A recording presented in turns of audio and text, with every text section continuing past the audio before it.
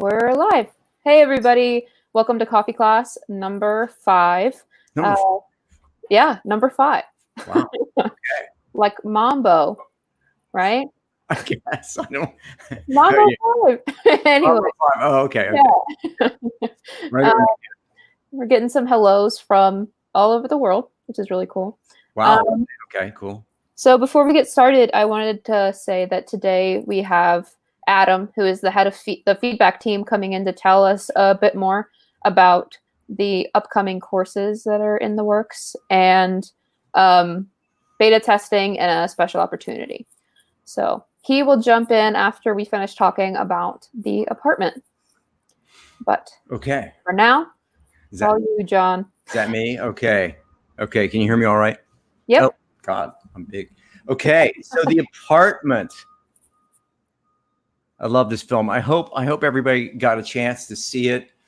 For the next few weeks, we're going to go through what I guess I'm going to call the Master Series. We're going to see a lot of films by master filmmakers. Billy Wilder certainly falls into that category. He's a great filmmaker, great storyteller. Hitchcock will do, and Mike Nichols, Scorsese, all of these people. And you'll see, as we're watching these films, learning about these filmmakers, they all have their own sensibilities. And one of the things that I hope you can take away from this is that you, as a storyteller, filmmaker, who do you look to as a touchstone? Who influences you? And also in doing that, you're going to hopefully find your style and your voice. Again, all of these filmmakers, these masters, have their own unique style and voices. And it doesn't mean they don't make different films every time out or most times out, but they have their imprint and their stamp. So I'm going to talk a little bit about The Apartment. The Apartment, Wilder leaves nothing to chance. Every frame means something, which is why when he opens with those big master shots of New York City and buildings, and then that master shot of the office where C.C. Baxter works, they're all reinforcing the fact that it's an enormous world. And C.C. Baxter is just a tiny cog in that world trying to make his way. I think it's a beautiful shot. That first shot of the office, just rows of people doing the same labor, doing the same work. There's no individuality. How are you going to make it? How can you possibly crawl or claw your way out of that and get a promotion? So that's Wilder uses that up front. CC is a numbers guy. He's got a voiceover just to get us into the film. By page 7, we hear the name Sheldrake. And Sheldrake is the boss. Now, this is important. Wilder, they just lay that in there 7 pages in, Sheldrake. We don't see him, but we hear that, he's the god. He is the all-powerful being in this world, that all of these people that we're going to meet, they all live in that same world. And Sheldrake is the king. And that's not really even metaphorically. He is the king. He runs everything. He even says, I know everything that goes on here. Nothing, I miss nothing. So he's all-powerful. And then early on, also on page 9, we meet the doctor who lives next door neighbor doctor. You're going to hear me say, you're going to get so sick of hearing me say that nothing is arbitrary. But the next door neighbor, you don't want him to be a plumber. You don't want him to be a rug salesman. You don't want him to be a bricklayer. He's the doctor for a reason. It's not an arbitrary choice that he's the doctor. And by the way, I hope everybody got this. The doctor, next door neighbor, is a mentor. He even tells, first time we see him, he tells CC, you should slow down. you're going to die young. You're going to kill yourself going the way you go at it all the time. And then by page 12, again, we're still early on, a lot going on, a lot happening. By page 12, we have learned that Baxter gives his apartment out to men in the office who are taking, and they take women there. Now, this is curious to Wilder's sensibilities because it's dark business. It's a dark, that in itself is a dark piece of business. All of the men, apparently, every man who works at the insurance company is having an affair. And they're all taking the women that they're having an affair with back to C.C. Baxter's apartment, and they're using it, and they're using C.C. Baxter. So let me talk about two things real quickly here. Again, Wilder will take dark material and somehow he knows how to give it a light touch because it's Wilder. That's just his tone, his voice, his sensibility. But again, keep in mind, in somebody else's hands, this is a Greek tragedy. And yet with Wilder, it's kind of light, it's kind of fun. So we learned that Baxter, again, lets people use his apartment. He leaves his apartment for these schmucks who want to come and use it. And in fact, but before that, and then one day going to work in the elevator, he meets Fran Kublik. He meets Fran. They have a little conversation. Not much more than that. So we meet Fran. So we've heard about Sheldrick. We've met many of the guys that Baxter works with. We've met the mentor. And we're only to page 17. Then one night, late at night, he gets a call from Joe, one of his coworkers, who says, I got lucky. I've got somebody. I'm at a bar. You got to leave your apartment. And Baxter says, it's raining. It's raining, man. Come on, give me a break. And Joe says, come on, help me out, buddy boy, because I'm going to help you. I'm going to put in a good word and get you a promotion. And Baxter says, okay. And he puts on his coat and his pants over his pajamas and his hat, and he goes outside and stands outside in the rain while Joe goes in there to have his affair. Now, so a couple things have happened. Wilder certainly has a light touch with this, but the promotion, and I got a wonderful email. I wish I could remember this man's name. I should look it up. Maybe Alexie can tell me. But I got a wonderful email from someone who was making all the right assumptions. But the promotion, that, and we can talk about this more later because most people are going to miss that, or many people are going to miss that. The promotion is actually the objective. Baxter wants a promotion. It's not clearly it's not so much a tangible objective, although maybe it is because he gets offices, but that's the objective. And so when Joe calls and says, buddy boy, I'm going to give you, I'm going to put in a good word for you, get you a promotion. Baxter's willing to leave the apartment. He gets a cold because he stands out in the rain. So what have we learned up until now? And again, we're probably at about page 20. We've learned what his objective is, and we've also, I hope everybody has registered what his flaw is. He's a pushover.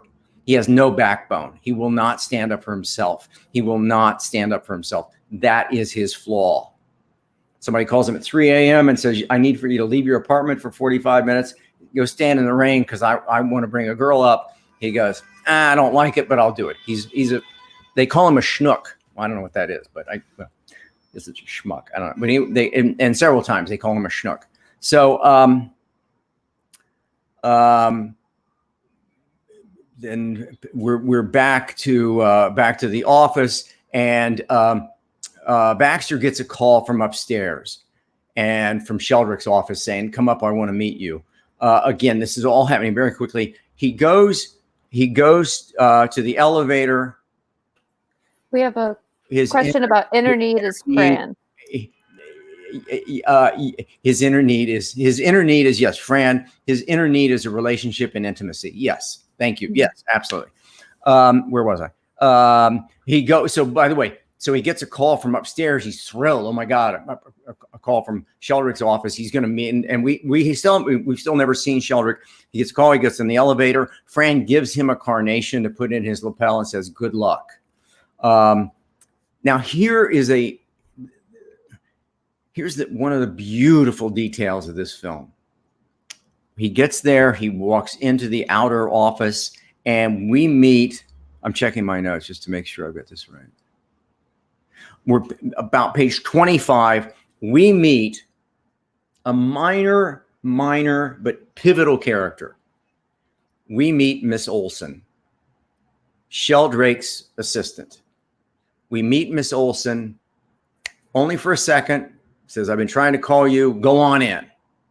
But we meet her on page 25, and this is a brilliant minor character.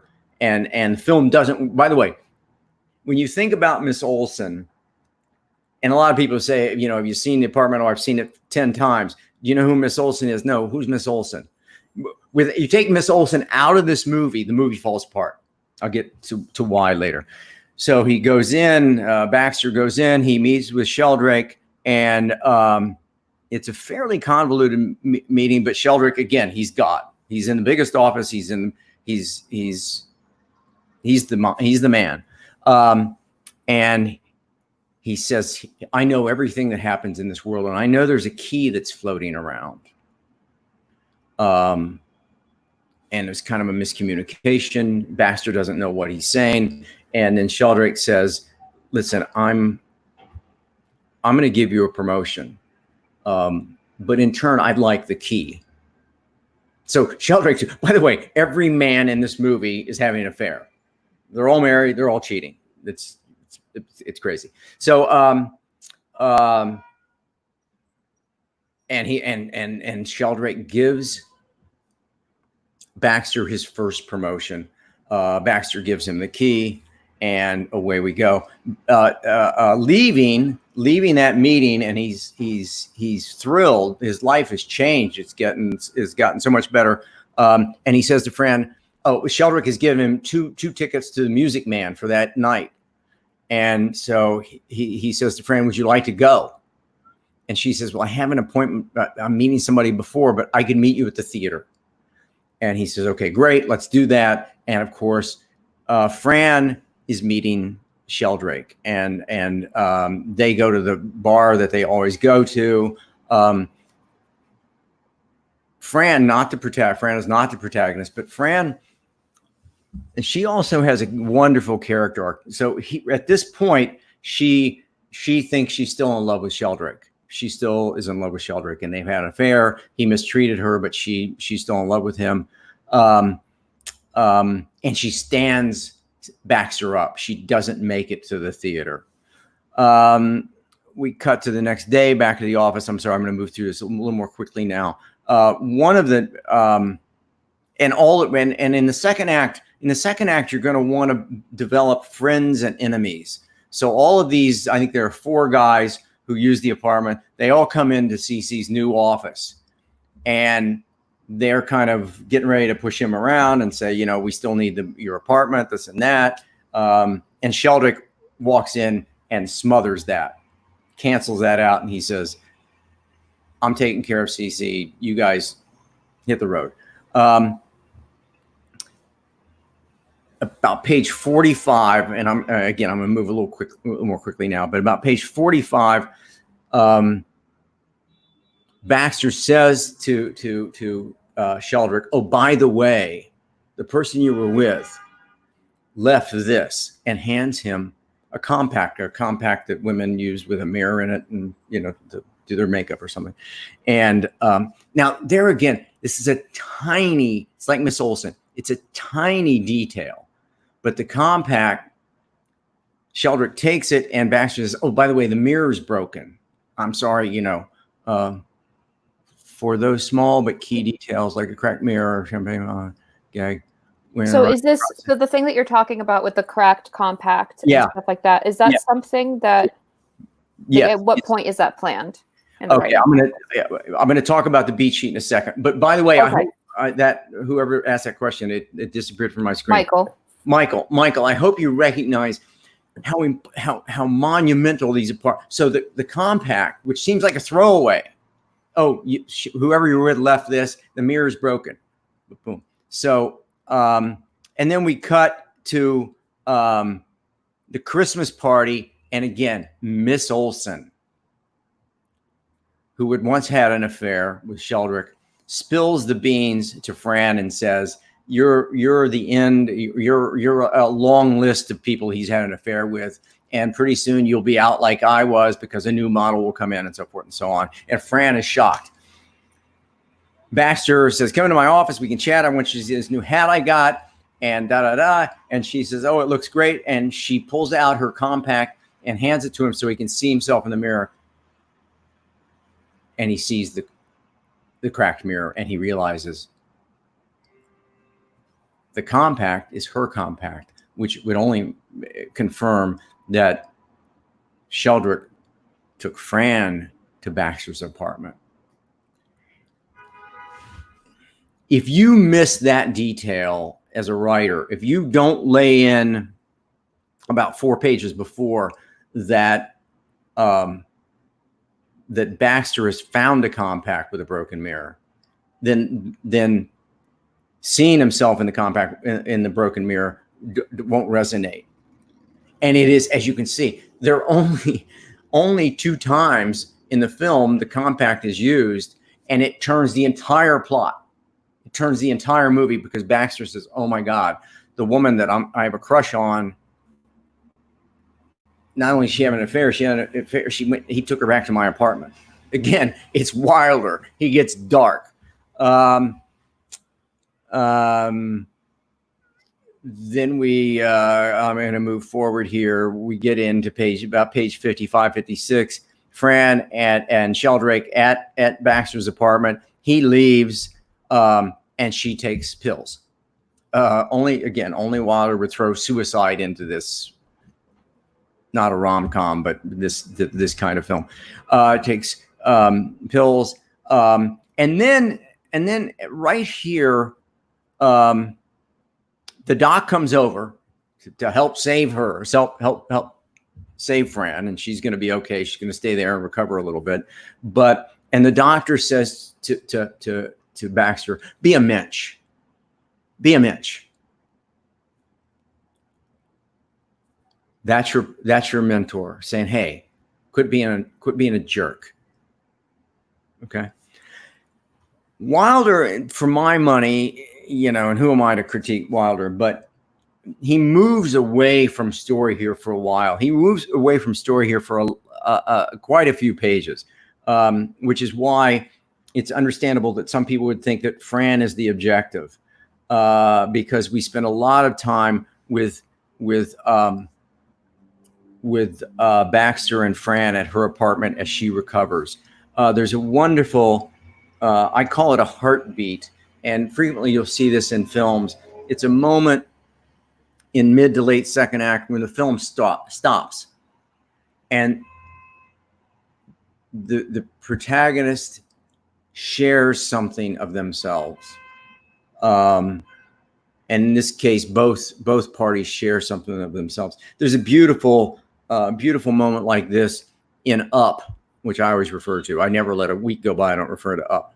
But Russell and Carl are camping, and Russell says something to the effect that his father doesn't really help him much with camping, and that he doesn't see his father very often. And that's when Carl realizes that his father is out of his life.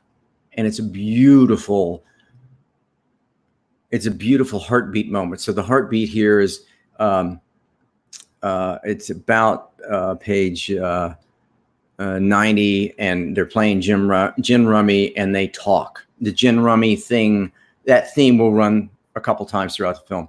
The brother stops by. He punches Baxter. And now moving towards the end of the film. And again, from page 70, there are about 30 pages in there that I think are a little, I don't want to call them loose because I can't bring myself to criticize Wilder. But in those 30 pages, Baxter isn't really in pursuit of his objective.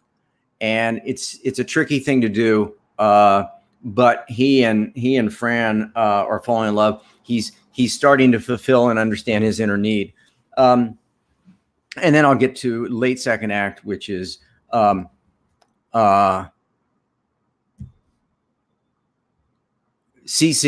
is going to tell, he's going to go tell Sheldrick that he's in love with Fran. But when he gets there, Sheldrick beats him to it. This is page 108. And he says, I'm leaving my wife. I'm going to do you a favor. I'm going to take Fran off your hands. Sheldrick's going to take Fran. And he says, and I'm going to give you the big promotion, the office next to mine. And then Sheldrick says, by the way, I need the key, buddy boy, because I threw it away when all that craziness happened with my wife and stuff. I threw the key away. I need the key. And Baxter said, this is the ultimate test. It's Baxter and Sheldrick. They have faced off. He's looking at Sheldrick, the all-powerful, who controls Baxter's destiny, and he knows he does. And Baxter says, no, you can't have the key. And Sheldrick says, don't be stupid. Be smart, because you can lose this job and be on the street in 30 seconds. So Sheldrick is saying to him, I will kill you. I will wipe you out unless you give me that key. That's how I play. I'm the monster. And it's very important. Just the two of them are in that room. They're facing off. This is the ultimate test. And we think for a second that Baxter has collapsed. And he says, and he gives him the key. And Sheldrick says, now you're being smart. And Baxter goes into his office next door in his big new office that he's had for about 15 minutes by now. And Sheldrick comes in and says, hey, there's a mistake. This is the key to the executive washroom. And Baxter says, there's no mistake. This is the final fight, by the way. They've had the ultimate test. Moments later, Sheldrick comes in and says, this is the wrong key. And he says, no, that's the right key. I didn't mean to give you the key to my apartment, because I'm not giving you the key to my apartment. And Sheldrick says, what are you talking about? And he says, I'm going to be a mensch. Do you know what that means? I'm going to be a human being. I'm going to stand up for myself. He is correct. That's the resolution. He got the promotion. That's the beauty of this film. He got the promotion that he's been chasing, and then he doesn't want it any longer because he realizes it's more important to be a mensch. It's more important to stand up for yourself. Also, it's very important that the protagonist at this point sacrifices. That's how we know he or she is a true hero. They have sacrificed something. For Baxter, he has sacrificed everything. He has lost his livelihood. He's lost his job. And we'll find out in a few minutes by page 110 that he's going to lose his apartment too. He's losing everything. But he stood up for himself. And that's, of course, the end of the film when Sheldrick, it's New Year's Eve, and Sheldrick and Fran go to the booth, the same booth in the same restaurant bar where they always go. And Sheldrick says, we're going to have to go to Atlantic City. She says, why? He says, that schmuck Baxter wouldn't give me the key to his apartment. And Fran says he wouldn't. He said, no, he's a schnook. And of course, Sheldrick turns to look at the music being played, and it's New Year's Eve. And when he turns back, Fran is gone. We cut to her running into Cece's building up to his apartment. They sit down. She realizes that she's corrected her. By the way, she's corrected her flaw. She realizes she doesn't love Sheldrick. She loves Baxter, who loves her. And again, true to Wilder, Baxter, they're going to play gin rummy, which is a theme. That piece runs through the film. They're going to play gin rummy, and of course, Baxter says, "I love you, Fran," or Miss Kubelik, I think he calls her, and Wilder cannot bring himself to let her say, "I love you too." Another filmmaker would say, "I love you too," and they would kiss, but instead, Baxter says, "I love you," and Fran says, "Shut up and deal," and we fade out. The protagonist has overcome his flaw. He has found resolution, and in this case, he certainly has acquired and fulfilled his inner need. I could ramble on. I won't. I do want to say one quick thing. There's a wonderful beat.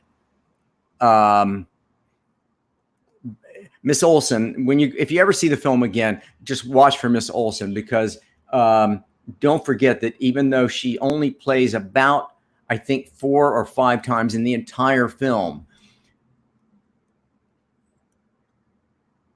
Sheldrick fires her for talking to Fran and saying to Fran, you're part of a long line of girls that he's had affairs with. And he fires her. And at that point, Olsen goes and calls his wife and says, "I'd like to have lunch with you." She's instrumental. So that's a character that again, only 4 or 5 times. The compact 2, I think only twice. The film doesn't work without those seemingly minor beats. And one of the nice things about being a screenwriter is you watch that film and you can be sitting in a theater, or if we ever sit in theaters again, and go, "Oh, I know what they've done there, and I see how it plays." And you can rest assured that probably, arguably, nobody else in the audience is picking up on the fact that the broken compact mirror is a pivotal moment in the movie. Wow, that was a long rambling. The apartment, huh? You think it was good? Was it? I feel like I saw the movie. Okay, I hope that's a good thing. A highlight reel of the movie. But okay, but I'm trying. Yeah, okay. Well, do we have questions? Oh, yes, we do. No. Let's see. Trying to go through them all. Well, this question relates to the beginning, which is people were asking what was the inciting incident of this story. Let's see. Someone says, "I think the inciting moment is when the keys are mixed up." Is that what you put as the inciting incident? Boy, that's a really good question. I'm embarrassed now. What is the inciting incident? What is the? I would say that the inciting incident is when Sheldrick says, "If you give me the key, I will give back to you." Mm-hmm. And at that point, he's arguably, it's Faustian. He's made a deal with the devil. So he's saying, "Okay, I'll play." So Baxter says, but without Sheldrick, without that meeting, with that first initial meeting with Sheldrick, Baxter doesn't have access. And that's the moment that his world, that he moves out of that mass people with that mass room with people on typewriters. He moves out of that tiny world. That's his normal world. His normal world, which I'll talk more about, but in other films. But his normal world is the one he lives in, and now he gets kicked out of it up into a bigger world with different rules. Yep, that's what we're seeing. We're seeing a lot of. Yep, it's people saying it's when he gets the key. And then here's a question that's related. Shouldn't the inciting? Oh, he's back. Yeah. Yeah. Shouldn't the inciting incident be the moment that sets him off to fulfill his objective. And I think that that's what that key moment is, right? Because that's the moment when he decides that the promotion. And remember, and again, I understand that, why people would think that Fran is the objective. Yeah, that Fran is the objective, but it's really, she's the inner need. So that moment when Sheldrick says promotion, I think you're a highly capable guy, and if you play ball with me, I think you are gonna get a promotion. And so that is promotion. Now, again, Baxter, remember when he gets the call to go up to Sheldrick's office, and the guy at the next desk goes, "I've been here 12 years. How are you getting to go up to Sheldrick's office?" So here we go. So we got a couple questions about this, the evolution of Baxter's objective. And I think that's kind of referring to him changing from the promotion to that not being his top priority anymore. Unless. Yeah. I mean, I think, he's always, and again, there's a, from page 70, I had it written down, but there's a piece where he and Fran are at his apartment. She's recovering, where the film gets a little soft. But he is always, and every time he meets with Sheldrick, he comes in with, "I got good news. I've looked at the numbers." So he's always in pursuit of that objective, the promotion. And the reason that I would debate that, it's the promotion is the objective, it's because it's what he gets in the third, and that's what he gets in the final, in the third act, and then he gives it away. He doesn't give. Fran's the inner need. So did that make sense? I think so. There was a young man. Yeah, go ahead. Oh, it's kind of related to this, which is why is Baxter's inner need intimacy or a relationship? I thought it was learning to stand up for himself. So sort of asking, like, is Fran his inner need, or is it this is one of those, and usually, and you're right, you're absolutely right. Usually the inner need and the flaw are connected. In this case, his flaw is, we know in the first act, excuse me, we know in the first act that he will not stand up for himself. He corrects that when he tells Sheldrick to kiss off. "I don't want the job. Keep the job. You can't have my key." That is the bookend to, "I'll leave my apartment at 3 a.m. so you can bring a girl up here."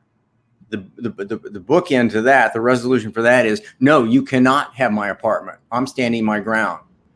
And then what he gets, but that's the resolution. That's the flaw and the resolution. The inner need is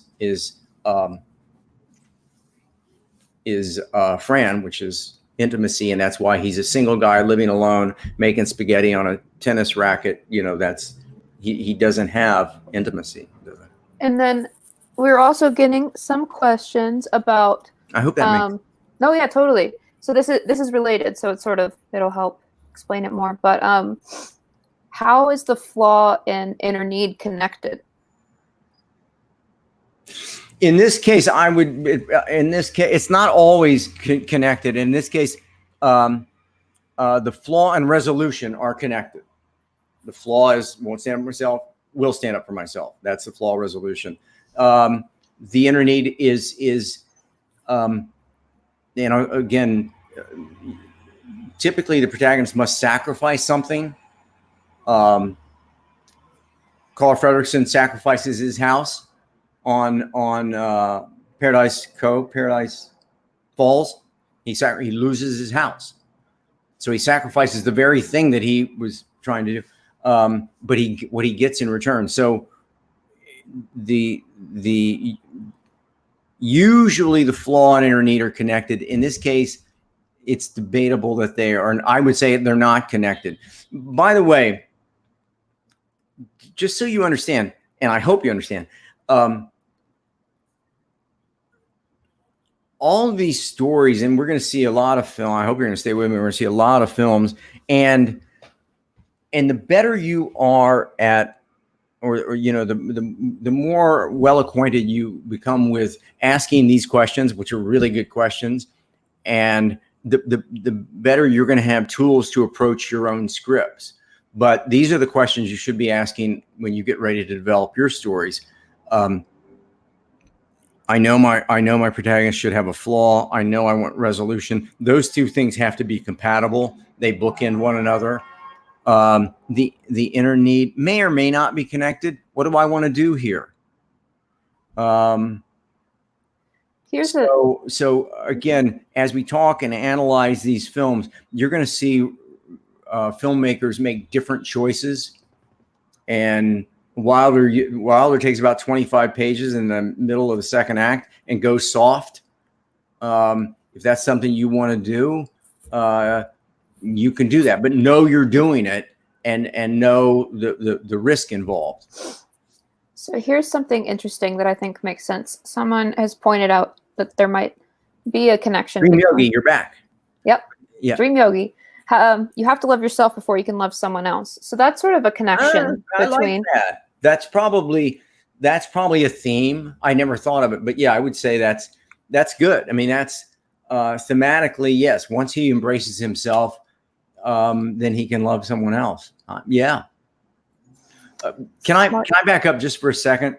Do it. Michael, I think it was Michael earlier who asked about those details. Excuse me. The compact, Miss Olson.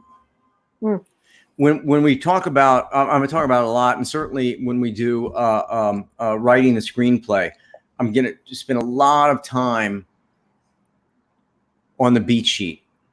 And the beat sheet is a document that you create that says, okay, I want a broken compact on page 51, and I want it to play on page 57.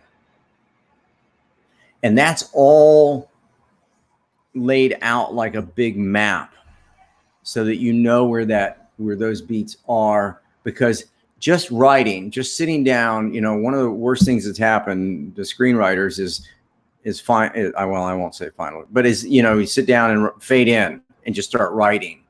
And one of the takeaways I hope you're getting is that just by writing scenes, just by writing dialogue, you won't find, it's unlikely that you'll find those details. And they're so instrumental in with regards to writing a script that's got finesse and that's got subtlety, because again, minor points, and maybe if you just saw the film for the first time, you may have missed them, but Miss Olson, compact, those pieces, without you take those pieces out of the movie falls apart. And it's all done in beat sheet. And I'll talk more and more about beat sheet. Cool. I'm wondering if that's a good point, since we just talked about the feature, to go ahead and let Adam pop in. Adam, you want to jump in? Let's put him in.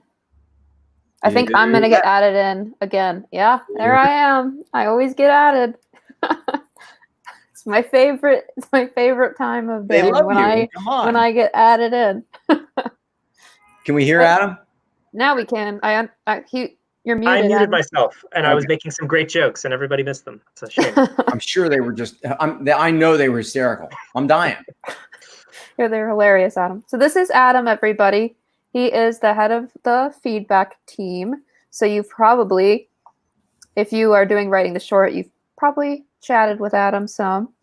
And yeah, he's here to tell us a bit about whatever you want to tell us about, Adam. Writing. Well, I would like to tell everybody about some of our new courses and just answer questions and talk about that. Hi, Junaid. Yeah, so we have 2 new free courses, The Business of Screenwriting and Writing the Scene, that are going to come out concurrently with a gigantic course, Writing the Feature, that John has talked about a lot. And, well, I can answer whatever questions you guys have about those, but Business of Screenwriting is a lot of information that people don't really talk about in screenwriting books and screenwriting seminars like this. So, and it's John really leveraging his observations and experience. And we're going to put a lot of effort and thought into that. And again, it's free, which is wonderful. And we're going to do writing the scene, which is going to, in my opinion, address one of the most fundamental acts that most macro view, big picture screenwriting courses don't address, which is what does it take to fundamentally the act of writing technically, like what makes a good scene, like what does it look like, what does it feel like, what are the markings of like a bad scene that doesn't play well, like without even reading it, you can like, what do agents look for when they're scanning a screenplay and they don't even read it and they're like, oh, this guy has no idea what he's talking about. Stuff like the right amount of dialogue, the right amount of narrative action to dialogue, basic structure things like a scene that goes on for too long or too short. We're going to address that. And again, the great thing about writing the scene is that it's compatible with pretty much every fundamental narrative, screenwriting, even playwriting, medium, whether it's television, web series, short film, feature film.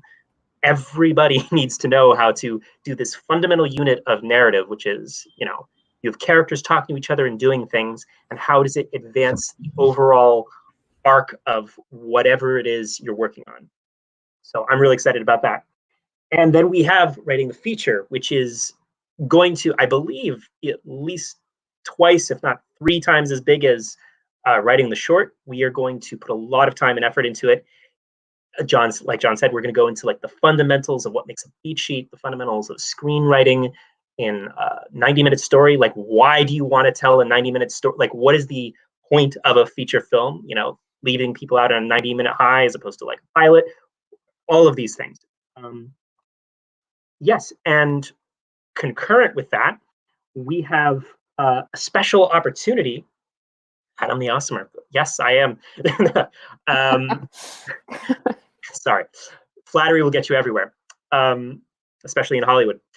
But talking about this upcoming opportunity for people to pre-order and be beta testers for writing the feature. Right now, starting Monday, we're going to open up beta testing opportunities for people who want to, for a reduced price, try it out and give us feedback, and also possibly participate in a second opportunity for our more advanced students, which is reviewing the first act. And this is for people who already have like material. They already have a feature screenplay they've been working on. And this is just for a limited group of students who, before writing the feature comes out, want to workshop the first 30 to 15 pages of their screenplay with us. And, the first 15 pages, 30 pages are so important. As John will tell you, an agent looks at, they have to get through 20 screenplays in an evening. They're not reading them in depth. They're skimming the first few scenes to see if you can write tight dialogue, if you understand how to get in and get out. They're looking for very specific things. And this opportunity is for us to sort of like look over, your first act and say like, hey, this is tight. This could be refined more. This is what we can do on a useful, tangible level, and sort of get personalized feedback and rounds of, conversation with me and Alexie, possibly. And, yeah, does anybody have any questions? Did I miss anything, Alexie? I don't think you did. People are saying, when do these courses start? And right. So we were thinking late June, early July. That's what we were hoping for, writing the feature and writing the scene, and then we'll have to see. We'll have to see if we can get the business of screenwriting out at the same time, or if that one's going to be slightly behind. But it's a lot of stuff to shoot. John's gonna have a lot of shooting to do. Right, we're gonna work him to the bone. Whip him. Yeah. I never leave this room. They slide a sandwich under the door. I see some questions, Alexie. Do you want to bring ones up specifically, or should I? Yeah, let's see. How do you apply for the beta? So Monday, you can apply for the beta. That's exciting. So we're taking a lot of beta testers in terms of if you just want to pre-order writing the feature and get in on the first week of classes as soon as we offer them. That's available on Monday, as is the opportunity to be a beta tester and get review the first act. So I think that also that sort of ties into when I first sent out the email to everybody about all these new courses. I think I put the 50 people in the wrong place. Right now we're capping 50 people at reviewing the first act. But beta testers, we're just gonna roll with it because the more feedback, the better we can make the course. I do see some questions on like time zone and people wanting it to be awake on in LA. This is not going to be a streamed thing. This is going to be like a pre-recorded course that we're going to. All of these will be pre-recorded courses, just like writing the short. I think they're also talking about when does it open, so they can be one of the 50, maybe. Right, but there are some people worrying about time zone too. Yeah. So that too. So I think, yeah. Oh, here's a good question. So the beta testing is only for people who have written a feature already. No. So I would say the reviewing the first act special limited opportunity, that is for people who are writing screenplays or, have written a screenplay. For the beta testing, no, let's just get writing the feature at a reduced price and try it as soon as we have it open. And we will be making updates to it over time. I know after the pandemic, or some point, we're going to, want to have a higher production value for some of the videos. They'll go and shoot John and expand on whatever it is people feedback-wise want to ask questions. And we absolutely need to hear from you guys because you give us direction. And so any help we can get from you, what you love, what you're missing, what we're not doing, any of that will help us kind of reframe this so it works for you. And then real quick to everyone who's asking, I just messaged this, but I'll explain it a little bit better.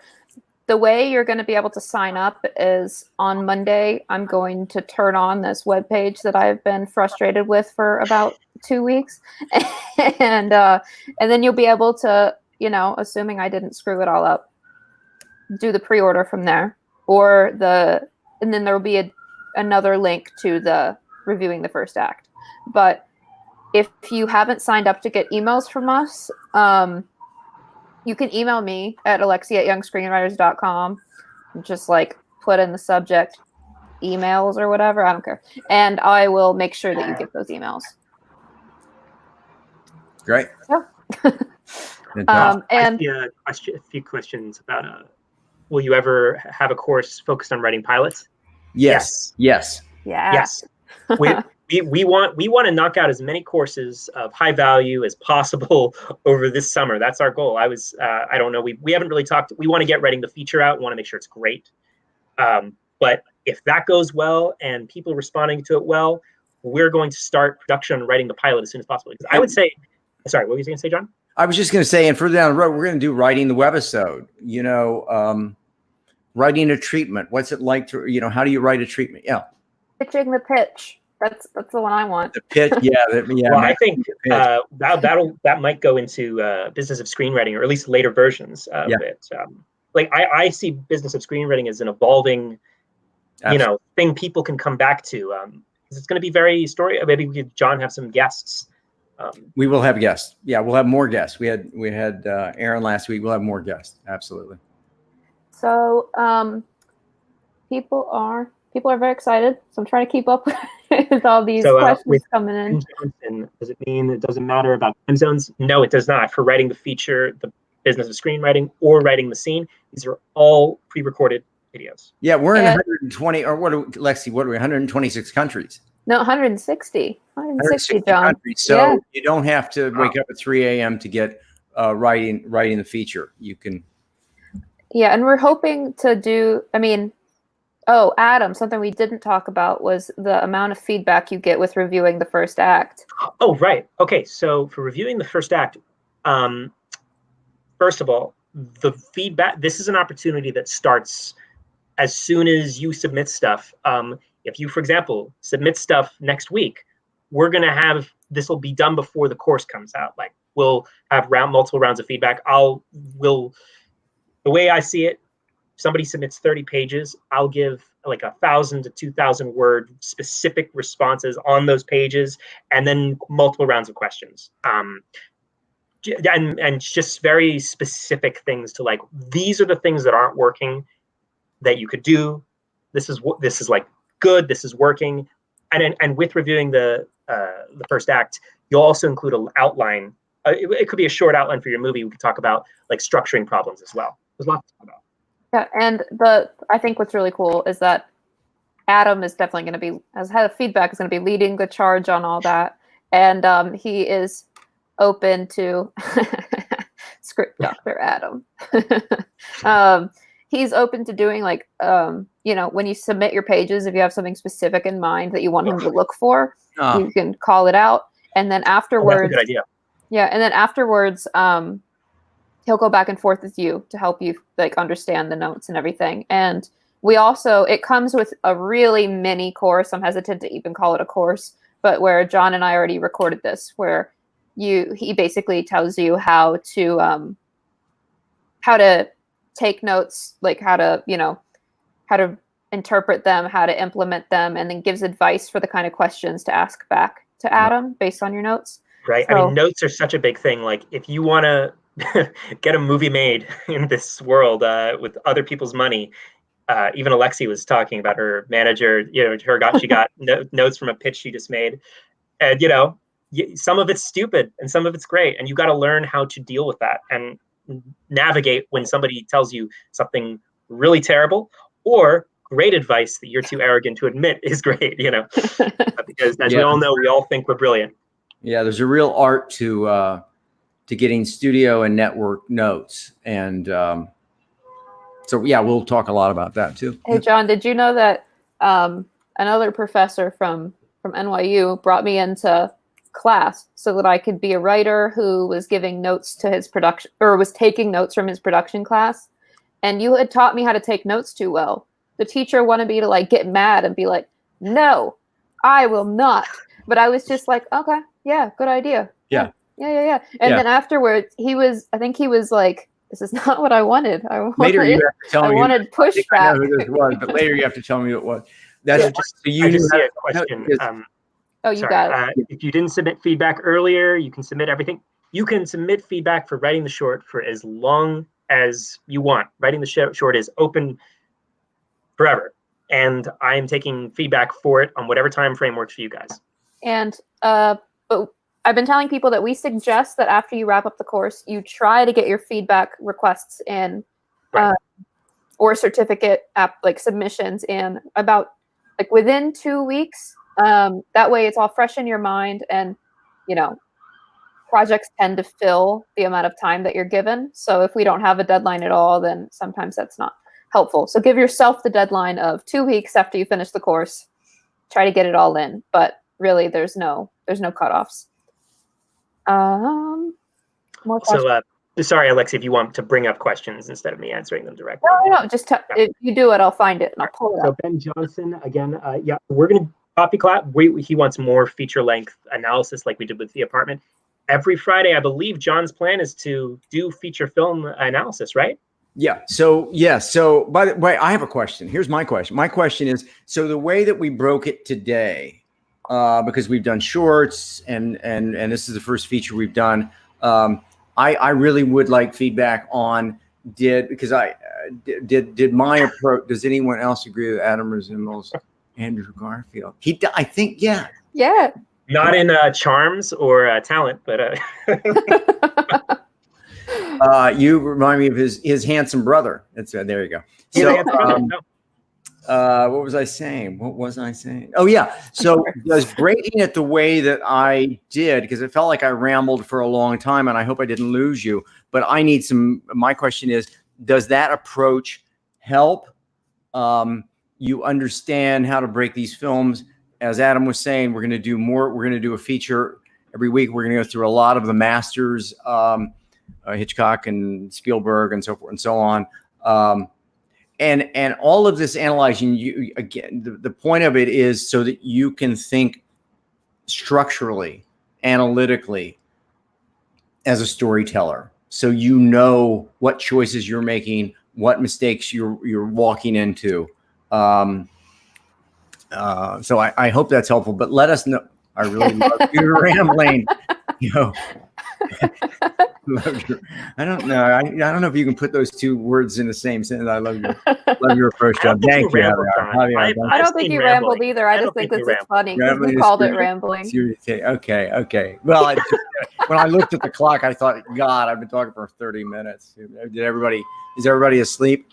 Here we go. I think this is a good note, that it was helpful that you gave the page numbers. Yes, Monica. So the reason that I give page numbers is that screenwriting, one of the biggest disciplines in screenwriting is that it's brevity. The longest script you can turn into a studio or network on a feature film is about 120 pages. You can get away with 125. You go north of 125, and you look like you don't know what you're doing. You can probably go as low as 105. So in that range. But if you think about it, a novel is what? Is 400 pages, 300, 500 pages. The reason that I'm very specific about the page count is these things have to be happening. And if you're mindful of what page you're on, then you will be mindful of story. And that's just so important. And there's so much, Adam was talking about sending in your first act. There's stuff that you got to do in the first act. And if you don't do it, if you don't take care of who's the protagonist, who's the antagonist, what's the objective, what's the inner need, what's the flaw, if you don't take care of that stuff in the first 20 pages or so, the scripts, the reader, the agent, manager, producer, they won't read it because you've said to them, I don't know what I'm doing. Mm-hmm. Right, and just to answer a question from earlier from Collab Factory about you asked us to protect our ideas and work. How do we do that with an outline that we're submitting to you? I trust you, but I trust you, but just following your advice. So this is something I've given to a lot of students.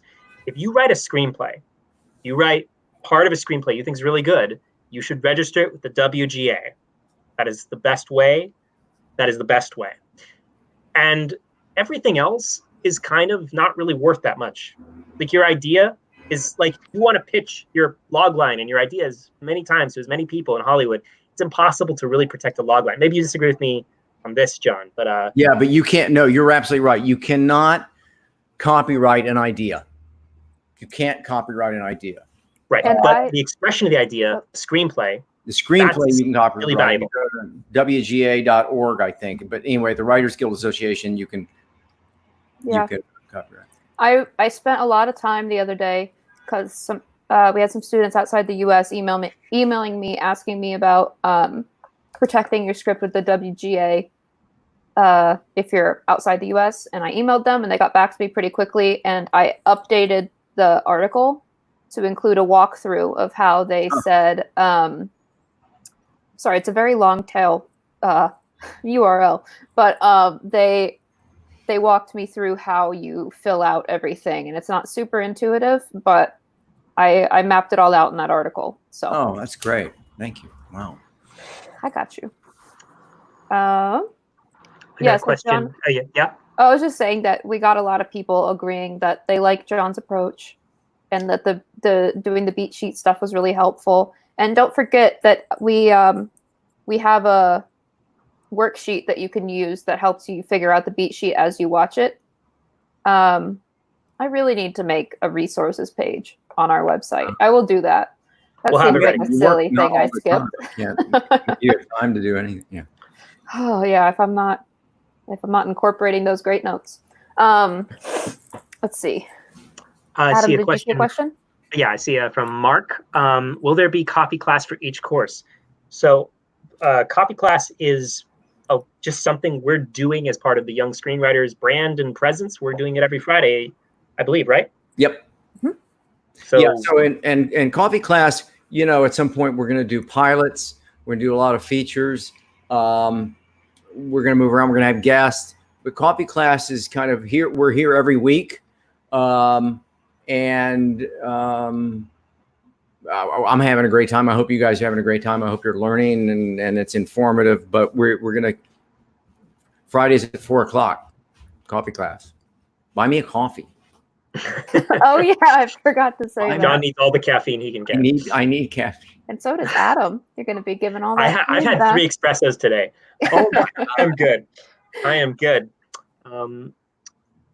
And so I guess the other thing too is that you all probably noticed that we moved into features, which is, to get ramped up for writing the feature. And then I assume that when we get into pilots and web series and everything like that, we'll transition coffee class into talking about those. Yeah. So even if you're doing the class or not, coffee class will still be relevant and helpful to you. But we're just kind of using that as a guiding.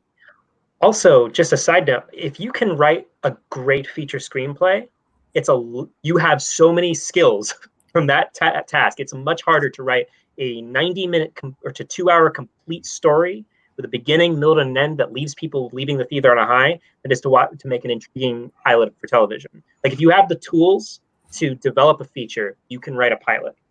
Well, there is differences. There are important differences, but like if you have the capability to write a feature, so I think it's valuable for any screenwriter to at least know and understand features. Absolutely. I mean, this is all, and it's all storytelling. It's all storytelling. I'm teaching I created a class at NYU that we're going to pilot this summer. That's called, what is it called? Oh, I know what it's called. It's called Storytelling from Aristotle to Beyonce and Beyond. Oh yeah. So, and it has no screenwriting. It's got stand-up comedy, songs, poems, short stories, web series. They're all stories. The better you are as a storyteller, which hopefully is what we're helping you with, then that translates. I mean, look at Glover with Atlanta. I mean, that's some great storytelling. He's a great storyteller. So it translates, but the nuts and bolts of it, these key components, these elements of story that I'm talking about all the time are going to be true if you're at a dinner party telling a story, or if you're writing a treatment, or if you're writing a web series. It's still all going to be stories, and the more sophisticated and the more you understand storytelling, the better off you are. Mm-hmm. Yeah. I was just talking with Alexie the other night about sort of like, I personally don't think movies are going to exist in 100 years. They didn't exist 200 years. It's just the current method of like communicating, like monetized storytelling that's developed organically via the tools of cinema. It's just sort of 90-minute stories work in the current format of the technology. Will we have 90-minute stories in 200 years? Will we even be using cameras anymore? I have no idea. It's interesting to think about. But that's interesting, and God knows I don't know the answer, but it makes me think that cave dwellers, those drawings on caves were stories. So we've always needed story. People need stories so that they can understand, okay, if I'm in a situation, how do I behave? I want to behave heroically. And it suggests to us how in extreme situations, how do we behave? That story is always going to be, you're right. I don't know if there'd be movies or not, but there will be story, some form of story. Yeah. Agreed. Any last questions on the apartment, by the way? I hope, I mean, is anybody going to tell me if they hate it? Because it's a classic, and I know it's black and white. It's an old movie, but it's a great movie. But it's a great movie. It's a great movie. It's a great movie. And you need to know, by the way, you need to know these masters of cinema. There are classic films, David Lean, these some of these directors that I'm going to introduce you to, or maybe you already know. It's a good idea to describe the scenes and action extensively. Yeah, I felt like is it a good idea? Yeah. Is it a good idea to describe the scenes and action extensively? Well, I think this comes into, and John, you can answer this in a second. Yeah, like, go ahead. The conventions of screenwriting in the golden age of Hollywood were very different after Jaws and Star Wars happened. That's right. So everything changed. Everything changed. So what happened was, I mean, the answer to your question is it a good idea to describe scenes in the action as extensively as in the apartment screenplay? The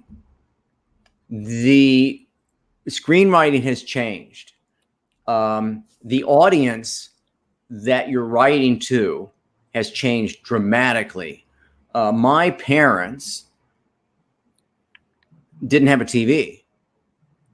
So you can imagine your generation has seen so many hours of film and TV that they understand story much better than they even know they do. In the last 30 years, screenplays have shortened by about 5 pages. They've cropped 5 pages because the audience doesn't need all that setup. In fact, I'll go back to The Apartment for a second. Baxter is a schmuck. He gets taken care of, gets taken advantage of. He gets taken advantage of. He gets taken, and so they do that about 3 or 4 or 5 times. You guys have already gotten it. They would shorten today if you remade The Apartment. Heaven forbid they remake The Apartment, but if they did, they would shorten that first act, because once he gets a phone call at 3 a.m. and says, "I need for you to wait outside so I can come in with my girlfriend," that's the only beat you need. Because the sensibilities of the audience today just has a better understanding. You're going to see in some of these other classics that we look at that the first act is much longer because the audience needed more setup. Yeah. This is purely anecdotal, but if I write a script that's over 110 pages, my manager is like, "Gotta get it down." Yeah, gotta get it down. By the way, the managers, agents, producers all do the same thing that you do, perhaps when you buy a book. They flip to the last page, see how long it is. That's what they all do. And if it's 130 pages, they ain't reading. So it's so back to your question is, and I'm going to talk a lot about this, and particularly in writing a screenplay, is brevity, getting to and also how long the descriptive passage should be in a script. Young and young writers tend to write way too much descriptive passage, but we'll cover that. So I see a question that I'd actually like them to restate, like from Dream Yogi. I'd love to hear more about episodic story structure while discussing features. So episodic story features, like films in a series. And my immediate feeling is a film should stand alone. Film. The difference between so the film does stand alone. What happened? The reason they become episodic, Caribbeans of the Pirates of the Caribbean 24 or whatever it is, 48, 56, whatever it is by now, it's because it made a lot of money. So, and sometimes they think, oh, there may be a sequel, so they leave the end of it open. You should now series. When I start to talk about series and pilots, that's open-ended. So the objective is going to continue. The protagonist is always going to need money. In a cop series, there's always, every week there's going to be a new bad guy to catch. But features traditionally stand alone. And by that you want closure. You want that third act closure. And then, now there's that in between that's becoming more popular with the limited series or mini series or whatever series. Yeah. Where it's basically a feature film someone couldn't cut down. Yeah.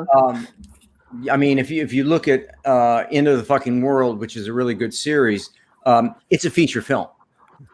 They just broke it into 6 episodes, I think. But if you look, and many of these limited series, they've expanded. It might be a 300-page script. They've expanded it because they wanted 6 weeks or whatever, 6 episodes. But the arc and the closure comes at the end of the 6th episode.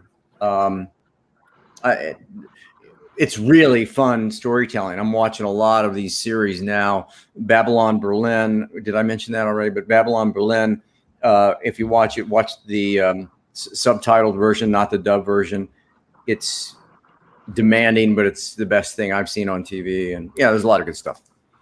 Yeah, it's a lot of good stuff. If we all of us at Young Screenwriters, Adam included, and then my husband, who you've never met, who does operations, we all put up our favorite few screenplays and pilots on the script vault that we mentioned last time. And I jotted down a quick note next to them that I don't know if anybody else will agree with, but it's sort of like a quick note about what the script is. So if you all wanted to check that out, I can get it's inside the script vault. I'll get a link to it. And reading great screenplays is probably the most fundamental thing you can do with no training. That's pretty free to get better at screenwriting. Absolutely. Going back to, I think it was Monica who was talking about the page count. Reading screenplays and saying, okay, what page are we on and what has happened? Right. So you can see what structurally, what the storyteller, what the screenwriter is doing, and to be mindful of that is. But yeah, Adam's right. I mean, read a lot of screenplays and read good screenplays. Any more apartment stuff? Yeah, I mean, we do have some. We're getting close on time, but I mean, if people want to keep asking stuff, let's see. We got a couple minutes. Adam, did you see anything? Oh yeah, Junaid asked that on the descriptions of the scene, all the descriptions were described in 3 sentences split up, talking about the scenery or the caution. I don't know what that is, but any reason why they split them up like that? And the answer is it's easy to read when you split up text, because you have to have a lot of narrative action. You don't want a giant like black wall of ink on your page, you know? Yeah. And yes, absolutely. So what they've done is they made it reader friendly. My rule of thumb for descriptive passages is 4 lines. Do it and get out. So say, tell us it's in slug line is interior kitchen day. Protagonist walks in. The room it's raining out. I'm doing a bad version of this, but you don't want to spend a lot of time. You don't want to say to the reader, you're going to have to slog through this descriptive passage. And in the descriptive passage, you give the information that again is moving the story forward. That has to do story information. You don't talk about an ashtray unless you're going to hit somebody in the head with it. The convention I've heard, which is really useful, is if you have a line that doesn't either reveal character or advance the story, get rid of the line. Yeah, absolutely. One of my favorites is Spider-Man, and it's Peter Parker. Peter Parker is 17 years old.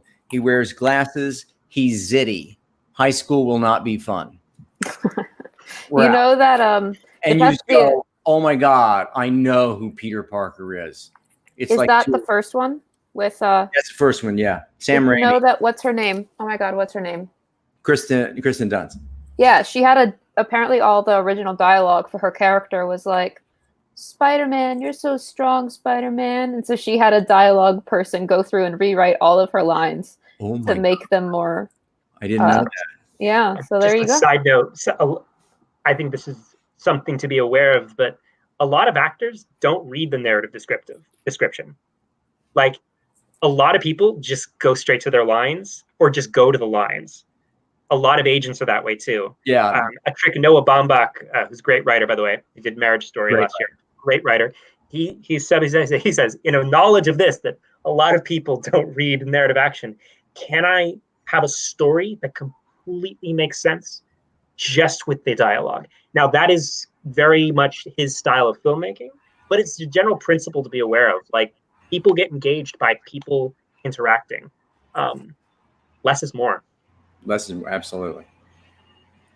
Let's see, we do have some more questions. Okay, so this one's related while we're talking about scenes. And keep in mind, we're going to cover all this in writing the scene, which is, coming to you for free.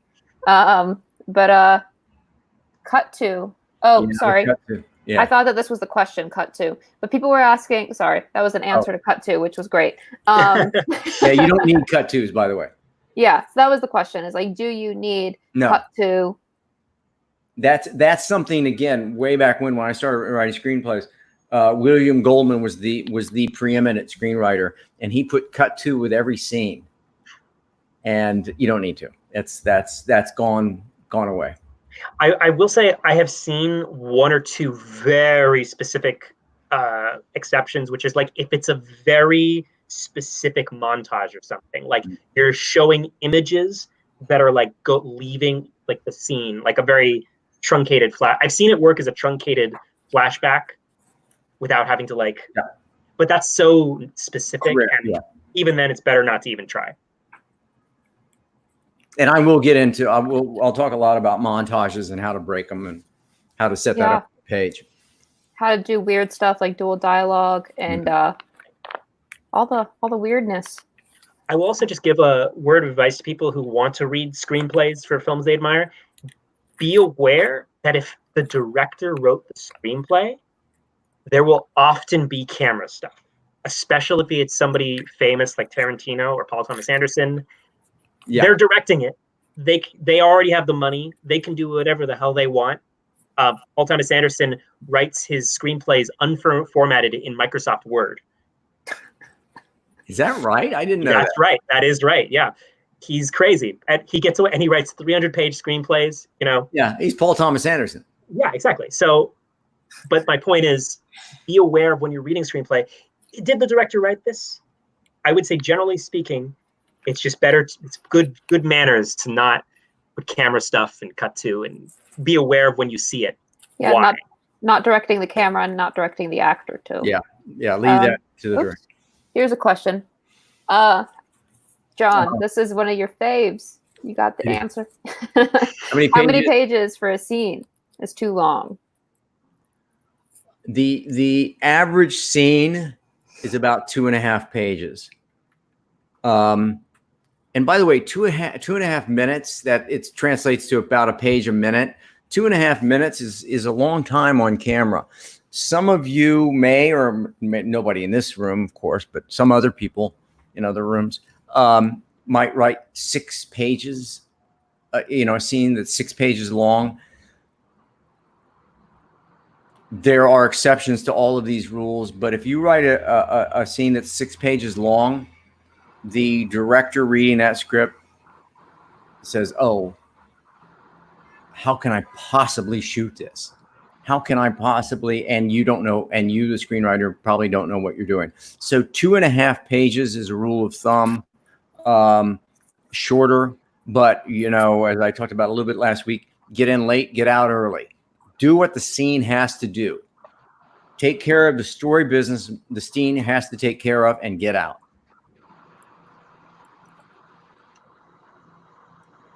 I have a question here. How do you deal with structure if your narrative is nonlinear? I would say the structure is actually pretty much the same for most good movies that use nonlinear storytelling. Even if you're jumping around in time, the character's emotional journey or our understanding of it still structurally works. Like Memento is a wonderful example of this. Memento is actually a pretty tightly structured story. All the beats in terms of the audience's understanding of who this guy is and where his story is, it makes sense. It's structurally sound. In fact, it does. The fact that they're jumping around in time actually reinforces every single beat of the story. Yes, and I'm glad you brought Memento up. So Memento, I always have a student, not always, but frequently I have a student. And by the way, it happens to be it's usually, this is not sexist now that I say it. It's usually a young man, and he says, "Mr. Warren, what about Memento?" And I bite my tongue. But I always want to say, or I didn't know, or are you Chris Nolan? Because I didn't know I had Chris Nolan in class. And it's so comforting to know that he's here and he can do that. He can write a movie backwards, because what in the hell are you talking about? That movie I love that movie. I love when a freshman says, "Memento, I want to write Memento." I Don't we all? I jump out the window.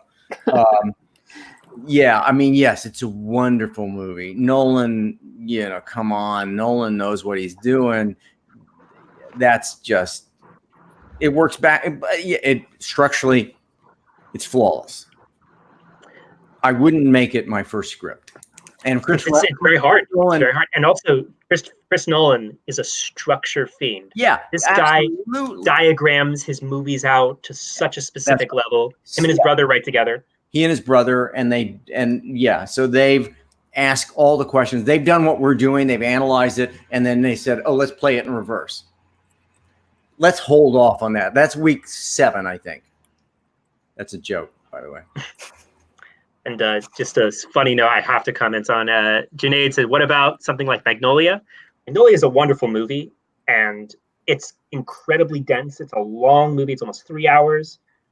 And Paul Thomas Anderson is a great writer. There's so many great arcs, so many great scenes. So he does such a masterful job of presenting so many threads.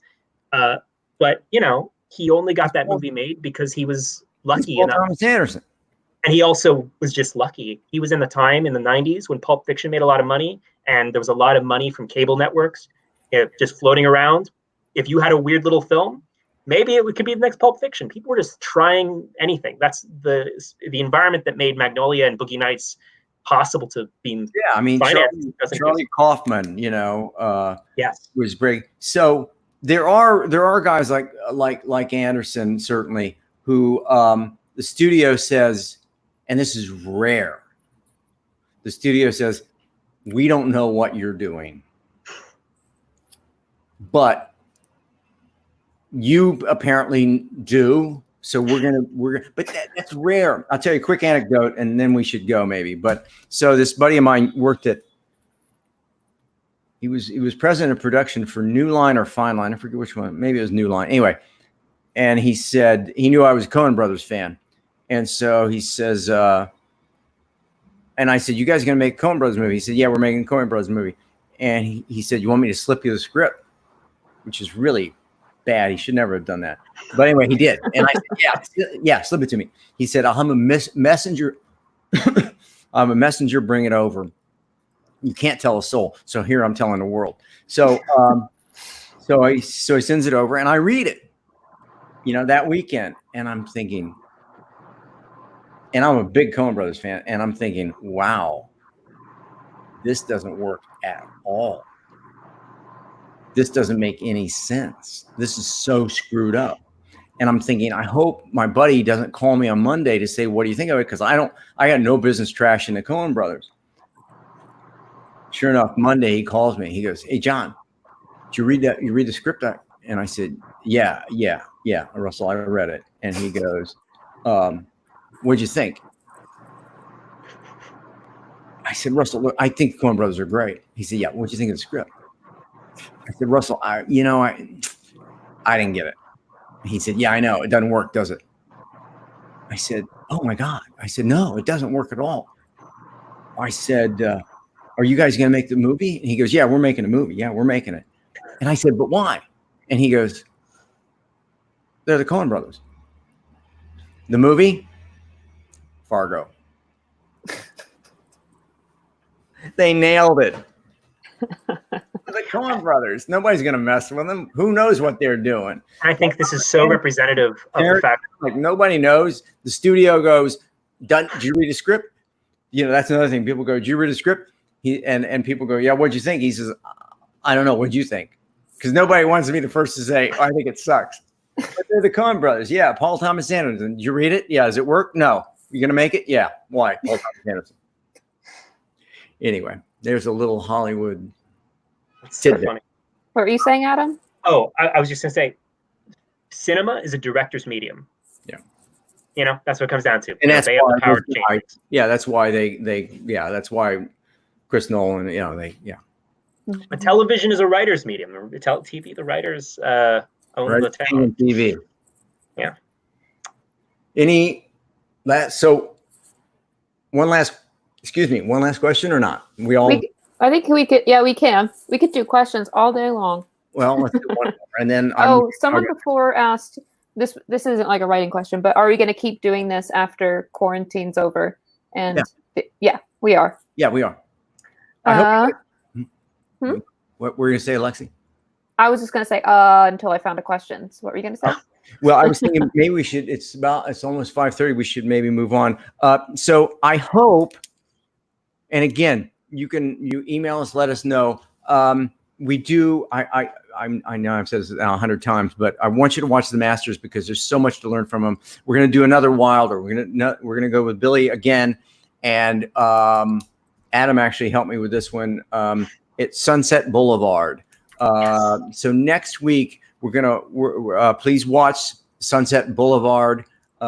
It might be Billy Wilder. I say Billy like I know him. He's dead. It's Billy.